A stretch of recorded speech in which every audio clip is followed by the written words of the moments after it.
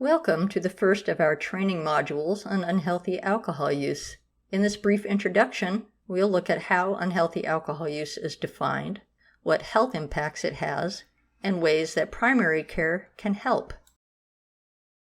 Alcohol use is widespread in our culture, as is the belief that in moderation it carries no health risks. A few glasses of wine with dinner, drinks with friends after work, champagne at a wedding, or beer at the game.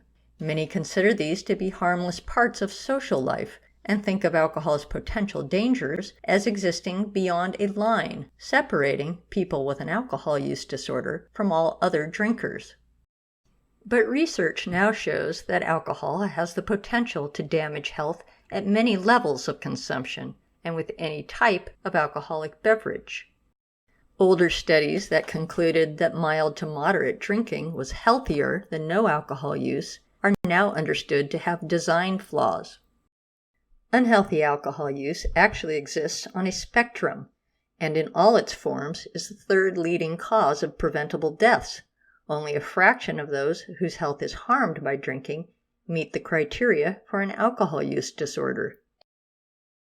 Alcohol, along with other drug use and suicide, is a major contributor to the recent decline in U.S. life expectancy, driven largely by more deaths among the middle-aged. What is unhealthy alcohol use?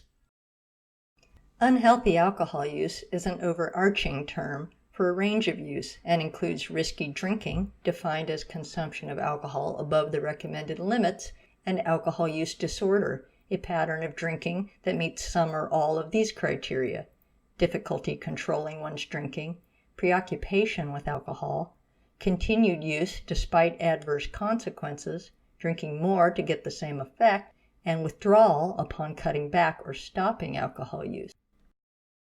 The National Institute on Alcohol Abuse and Alcoholism recommends that persons who drink alcoholic beverages of any kind do not exceed these limits, which address regular use as well as binge drinking.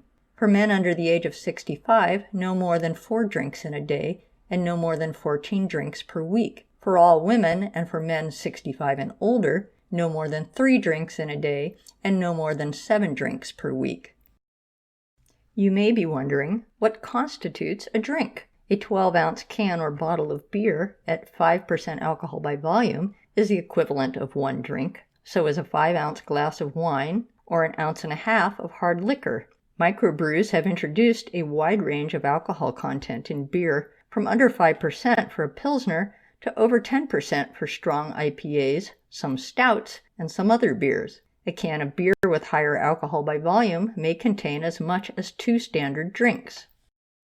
Keep in mind that individual responses to alcohol vary, and drinking at levels lower than the recommended limits can still be problematic for some people. 0 alcohol intake is the recommended amount for persons with certain health conditions, those who take certain medications, and pregnant persons.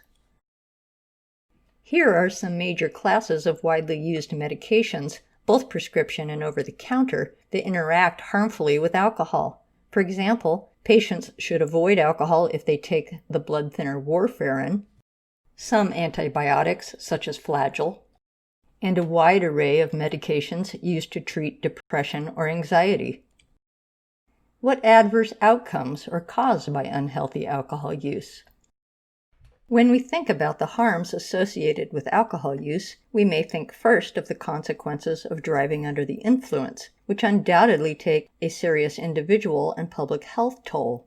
Over 10,000 people die every year in alcohol-involved motor vehicle crashes, accounting for nearly a third of all traffic-related deaths in the United States. Alcohol also plays a substantial role in other acute harms, such as injury or death from many kinds of accidents, interpersonal violence, and suicide. In North Carolina, all counties report alcohol-attributable acute deaths, with the highest rates found in certain parts of the state, such as the Western Mountain region.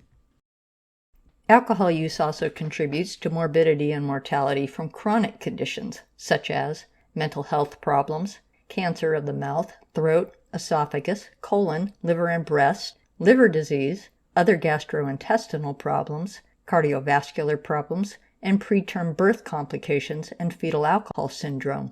The risk of these health problems rises with alcohol consumption above the recommended limits, even in the absence of an alcohol use disorder.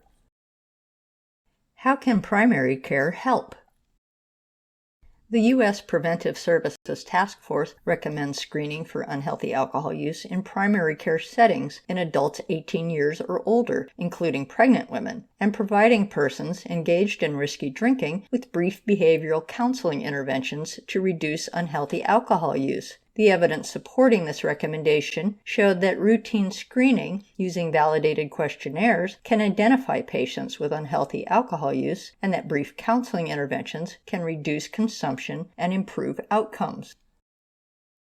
An estimated 20% of primary care patients in the U.S. drink more than the recommended limits. Primary care providers can respond effectively across the unhealthy alcohol use spectrum.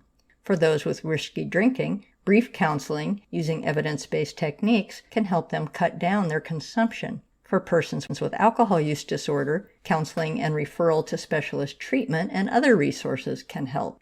Clinicians can also prescribe medications shown to help people drink less, increase their number of non-drinking days, or maintain abstinence.